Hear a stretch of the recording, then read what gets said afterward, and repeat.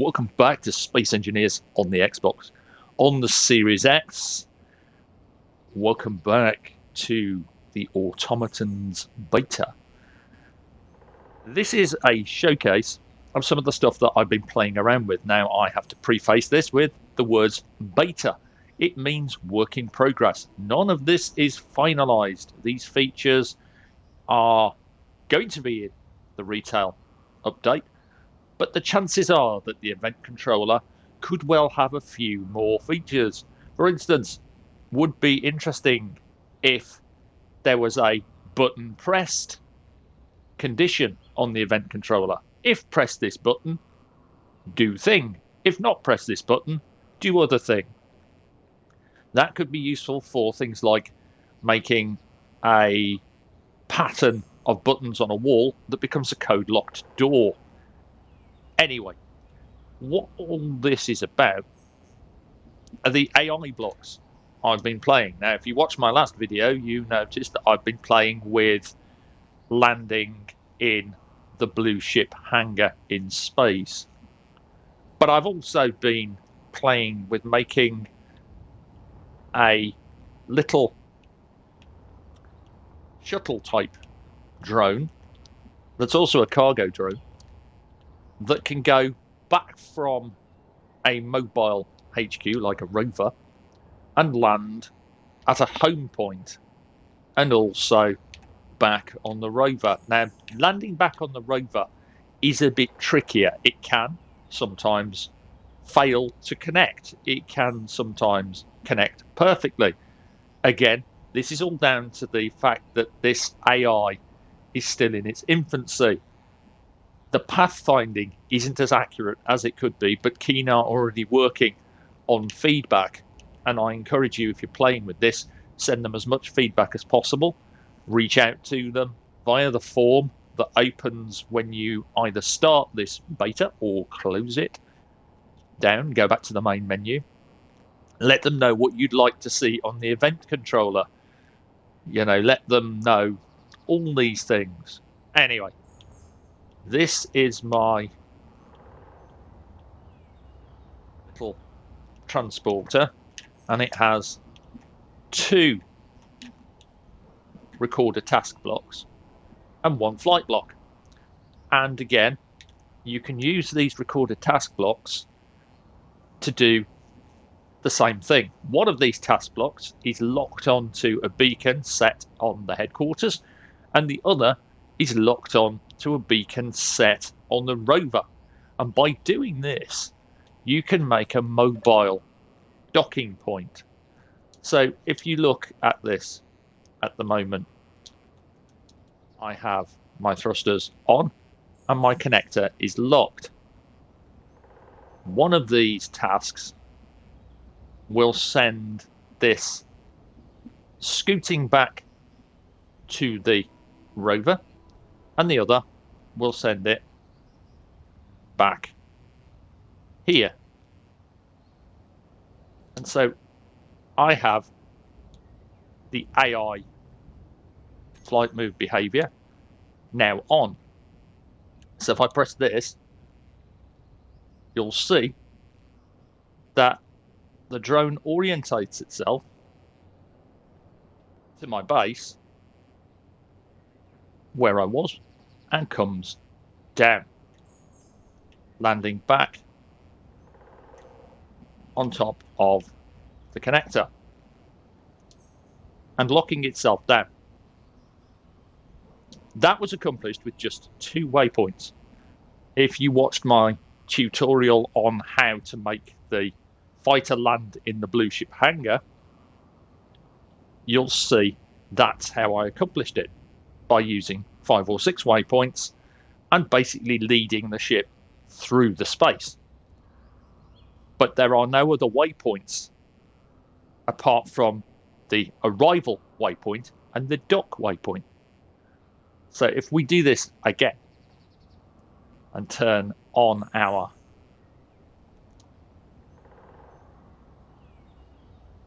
launch, get up to a reasonable height, and I'm using collision detection on the pathfinding, I think. Hold on, let me just check. So this isn't a tutorial, this is a showcase.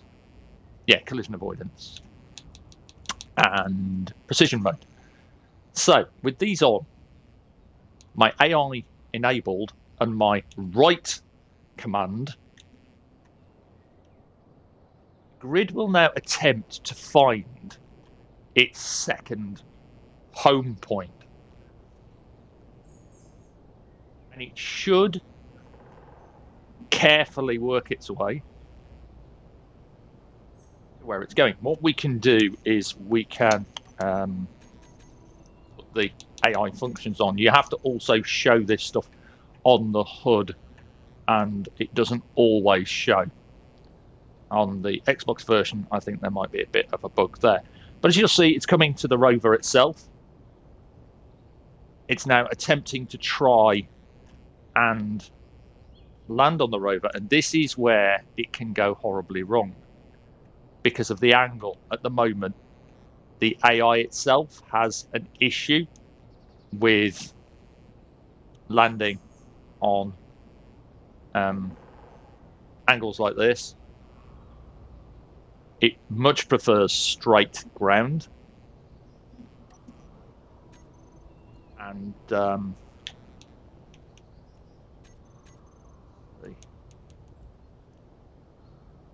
what happens if I take collision avoidance off? Let's just give it a bit of a lift and back again on the task. It might be that it has a few issues. As you can see, the AI itself would set it back on its first task and then back on its second task, turn all the AI off, get it a bit higher.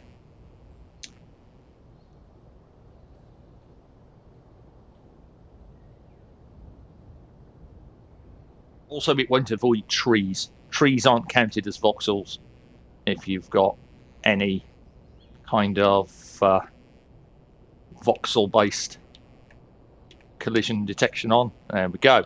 Now, as you can see, it's back, it's down, and it's on the rover. So we lock down the connector, and it's not quite down properly yet. So we can adjust it.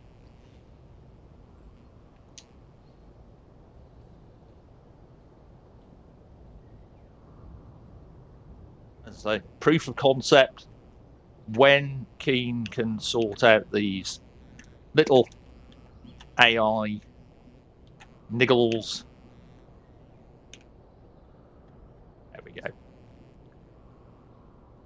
Turn the thrusters off. Leave the control seat.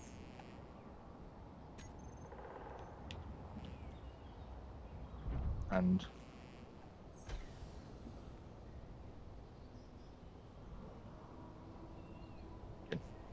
tootle about on the rover.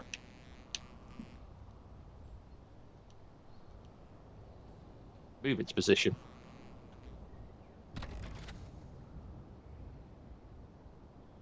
And I must remember to turn off the mag plates. That's one thing to remember with this. Stop them being used for parking, so they're not triggered by the parking signal. Remember the perils of the Y button video? We can stop that happening now and actually have the Y button used for parking. There you go. The mag plate's no longer triggered by the parking signal. And boom. So our drone, little shuttle, I want to go back to base. I've mined a bunch of stone out here, and I want to get back, but I don't want to waste my fuel. So unlock the mag plates, unlock the connector, take my little thing up, make sure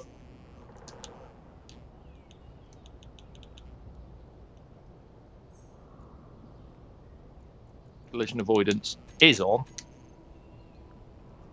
and you can turn it on and off at the landing points. So if I redid this, I'd probably put 3 points above the rover and 3 above the landing pad, and I would definitely select collision avoidance to be off when landing on the rover. As I said, trees aren't part of the AI's avoidance pattern, so if it decides that it wants to track onto something, it will get confused and go, I can't make it there, and turn itself off.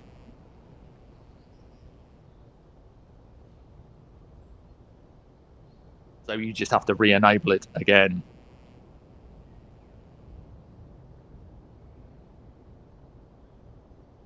Hopefully Keen sort out these little issues. But this AI is far better than it ever has been in Space Engineers. I'll be going over a very simple tutorial in a separate video so that it's no nonsense, no messing about, how to actually make a little drone like this fly from point A to point B to begin with. And then in part 2 of that, we'll actually add a wrinkle to the whole thing, and I'll show you how to do the drone picking up cargo, staying on the connector until it's fully loaded, and launching from the connector to the second dock. And again, if you look, collision detection makes the landing on this a little bit trickier. And you shall see here, there's my arrival waypoint, and there's my landing waypoint, just like with the fighter. In this case, though, I would probably add another arrival waypoint at the top, turn collision detection off, and then have 3 waypoints going down to the home base. And just to prove that it's not a set of points that I'm playing around with to bamboozle you into thinking that this mobile grid here is doing what it's doing, we're going to just scoot our rover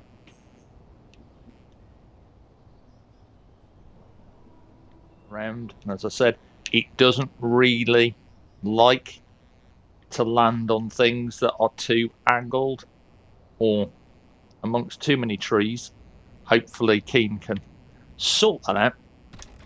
We put it here and then go and skip over to here and we'll launch our, the AI's off, correct.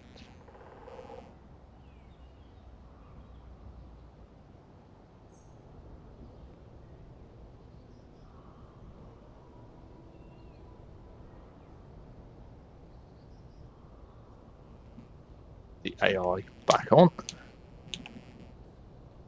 Enable our autopilot. See how it gets on this time with collision detection.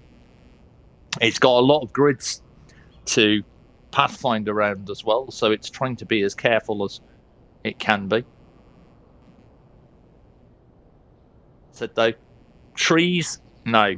Voxels, yes. So the ground itself, fine. But as you'll see, it will probably bounce off a tree on its way there just to prove that it's one of those things. I'm very, very excited with this, though. Can't wait to see how this evolves with the full release. And over the beta. Some people have said that the beta is a week long. Now, I don't for an instant believe that's true, because Keen have never done this with the update before. Mods were in the game beta for ages, and they were still in the beta when the retail got mods. As you see, though, it's still a bit tricky with collision detection when it comes to land on the main vehicle.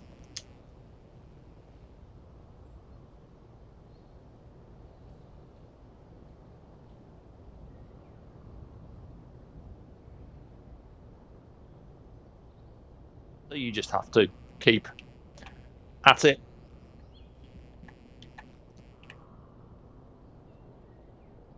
Or turn off collision detection when it gets above its docking point.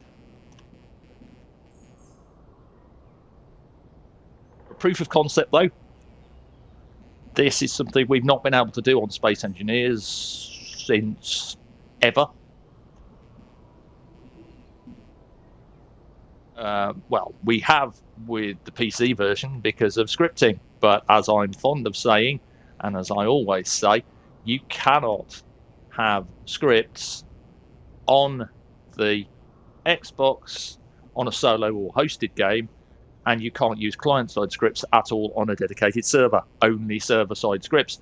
And that takes out a load of the scripts that people love, like the shielding and so on and so forth, and it's just not viable. This way, though, we get to play around with things a bit more.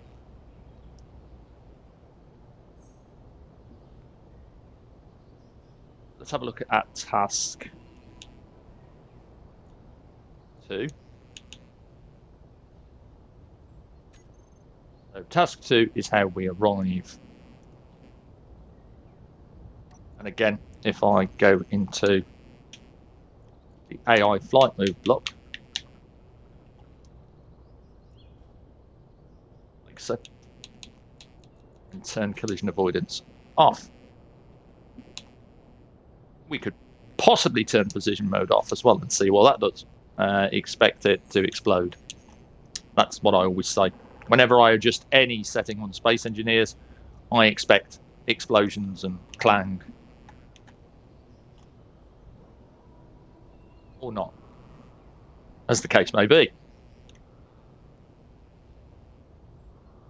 But if it doesn't have collision mode on, it will potentially smack into your home base as it goes back. So just bear in mind on that one. When you're designing your waypoints, I would suggest making them high above the connector, like I have, and at least messing around with turning waypoints on and off. We'll lock down that. We'll turn off the thrusters and leave this there for the time being. I will be revisiting this and refining it as we go on. So what's next? Well, I have my mine over here. This is something that I will eventually show you how to do on a tutorial video. You may recognize this from way back.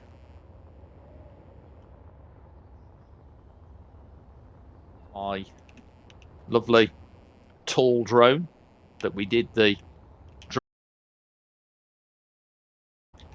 more ago has been repurposed into a cargo drone, working from my ice field here.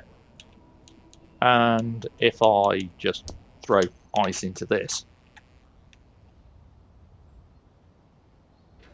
it should start to fill the drone. When it's full, this drone will scoot off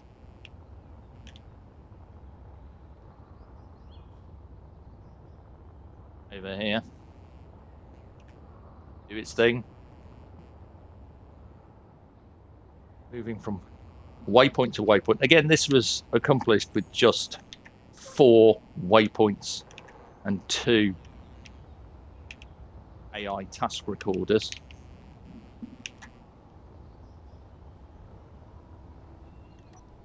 You can also follow your drone by setting your dampeners to automatic by holding both right bumper and left bumper and tapping Y when pointing at the grid.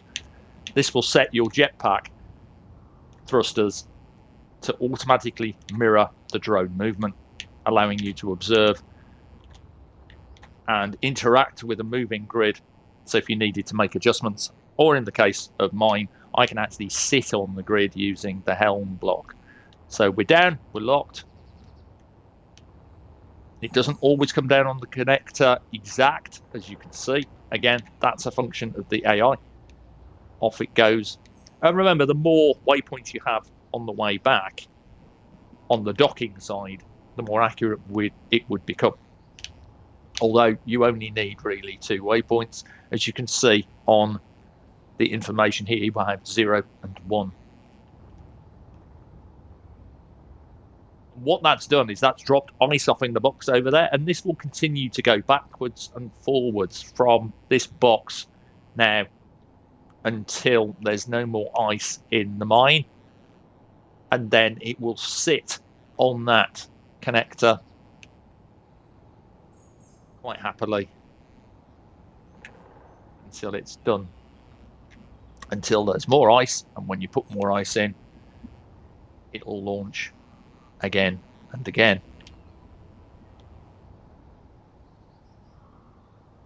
It'll orientate itself correctly, and we're down onto the connector. Pretty decent landing on that connector. And again, off we go. And that is my automated ice cargo drone. Like I say, I will be doing a tutorial on how to make something like that go from dock A to dock B to begin with, and then we'll be adding the use of the event controllers to control the way the grid behaves when it docks and when it undocks, when it's full of stone or goods, and when it's empty. You can also do this in a similar way. If we go to my entity list,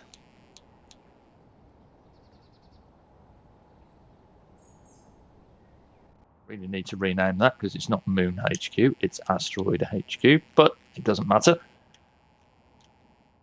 Come along here into space.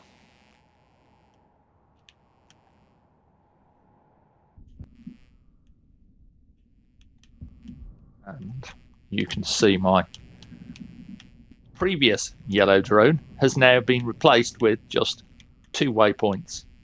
And this is the same deal. We go over here. Look, there is stone in here. But this one doesn't automatically go and get it, because the idea was that I wanted to be lazy and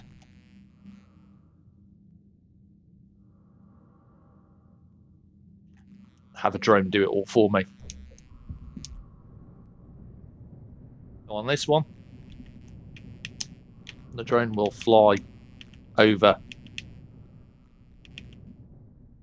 to the mine and land. And also, if you start getting behavior that doesn't quite work, for instance, if it won't hit the waypoints properly, or it seems to have a problem doing it, toggle precision mode on or off depending.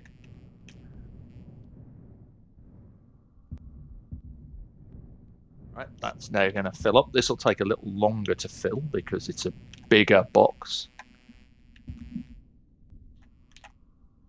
And the light comes on here, and that's accomplished using an event controller on the actual mine itself that detects if the connector's locked. It turns the light on. So if the mine connector is locked, the light turns on. When the mine connector unlocks, the light turns off.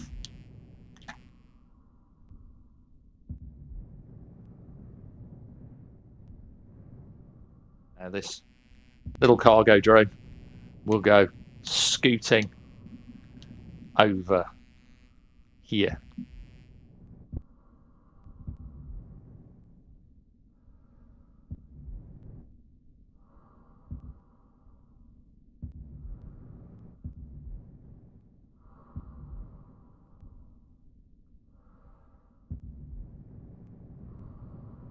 As you can see on the drone, it comes to waypoint 0, orientates itself around the AI recorder block. That's the block there, and the flight block are beneath each other, I believe.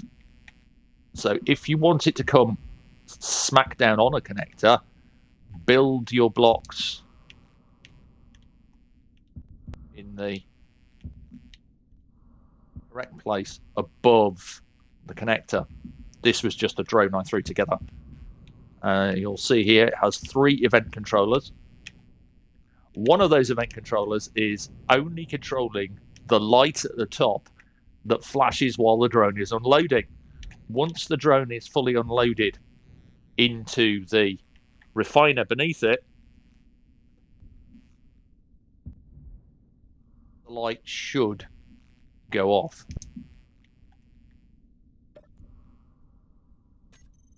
Still unloading.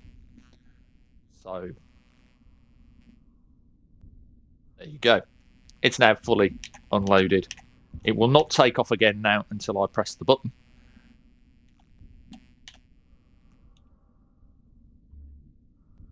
So you've got your task blocks and your flight block, and everything are all in a line. As I said, make sure that if you really do want it to be more accurate, pop those blocks in line with the connector you're going to use for docking. And you don't have to use a connector these days. With this system, you can actually bring down a thing with landing gear, like I was able to do with the fighter. This means you can make automated returns for your ships, as long as you're careful enough and you record the waypoints properly. With big ships, I would suggest a landing waypoint and then working your way in or onto the landing pad. So starting from a connector, you set the first waypoint by going back up off the connector. I set waypoint 0, and then I landed on the connector as flush as possible and set waypoint 1. And that lets you then make a path that goes from one to the other. You could make that 0 and make that 1, and then use the AI recorder option to reverse the waypoints, and so that becomes 1 and 0. I just find it easier to find out where I want to arrive and work back from that. And there you go. Those are some examples of the kind of things that this new update allows with the event controller, with the AI blocks, and there's a lot more that you can do. I'm sure over time people will come up with even more impressive things. And remember, you can also play around with solar tracking using the custom turret controller. It can now be told to look at the sun, so no more messing around with downloading scripts and so on. You can do that all from the CTC. Very handy little thing indeed. I'll also be looking at some of the combat options on the drones. Again, The AI there is still a bit ropey. I've found a few things go wrong, but you can actually make a drone attack the enemy. You can make any little fighter that you own follow you around and attack enemies and so on. But all of that will be in separate videos. I don't want to do one massive video showing everything off as a tutorial. I like to break them down into smaller ones. This has just been a showcase, one of my dWolfie1 plays, to show you some of the things that I've been up to since I downloaded the beta. And again, for anyone who wants to get it, look in your game library for Space Engineers beta, or you might have to search Space Engineers demo. If you've had the beta in the past and done what some people have done and hidden it, you will find it in your hidden list on the Xbox, as some people have found. You can also get it by going to the Games Club. My Games and Apps, find Space Engineers, press the 3 lines, find the game card entry, click on the game card, find the option to go to Club. From the Club, go left on the menu by tapping the left bumper once to welcome. Press the 3 lines on Switch version and you will see Space Engineers and Space Engineers Beta or Demo, depending on how Keen have named it there. Select the beta and download it. You now have the beta. The beta is separate to the retail. It has a few features on it already that are not in the retail. One of those features is unlimited PCU. That still hasn't made it across to the retail. So you can build to your heart's content with unlimited PCU. If you look down at the bottom there where it says PCU, you'll see unlimited. A Series X can roughly handle, without falling over and complaining, about 1 million PCU. I have pushed mine now to about 2 million. After that, it got a bit upset and crashed the dashboard. Only to be expected. Again, you'll need to accept your agreements when you start the beta and turn on experimental mode if you want it working properly and have access to all the goodies that Space Engineers provides. So there you go. Not only do you get a video on drones, you get me talking on how to access the beta. I will be back again with a tutorial on how to make one of these drones here to begin with, starting simply on how to get this thing to go from A to B when you press a button. Then what we'll do is we'll expand from that and we will do it so there is a cargo box, and I'll show you how best to empty that cargo box both on Dock A and Dock B. Dock A will be pickup, Dock B will be drop off, and I'll go into all that over a series of smaller videos so you can follow along and get these drones working as you want. Anyway, as I said, more to come, lots more on Space Engineers, both on the retail version and on the beta. Download it, dive in, play around with it. And I will, as always, say, stay safe, take care, have fun, enjoy the game. This is the tip of the iceberg with Space Engineers. Automatons is just the start. There is going to be a lot more to come. Bye for now.